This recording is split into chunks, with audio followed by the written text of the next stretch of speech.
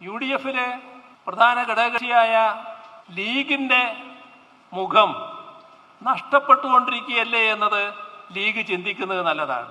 എന്തുകൊണ്ടാണ് അങ്ങനെ പറയുന്നത്? ലീഗിൻ്റെ മുഖം ജമാഅത്തെ ഇസ്ലാമിയുടെ മുഖമായി മാറിയാൽ എങ്ങനെയിരിക്കും?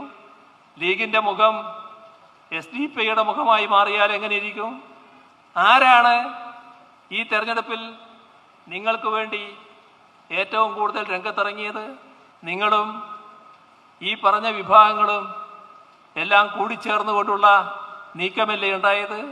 അതിനോട് ഏതെങ്കിലും തരത്തിലുള്ള വിയോജിപ്പ് കോൺഗ്രസിനുണ്ടായോ?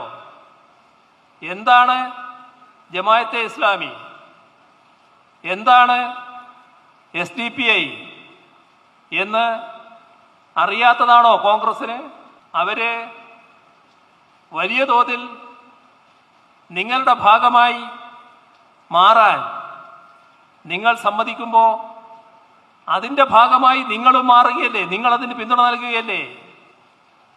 ആ നില 4 വോട്ടിനു വേണ്ടി ചെയ്യുന്നത് നമ്മുടെ നാടിൻ്റെ നല്ല നാളേക്ക് സഹായകരമായിട്ടുള്ളതാണോ?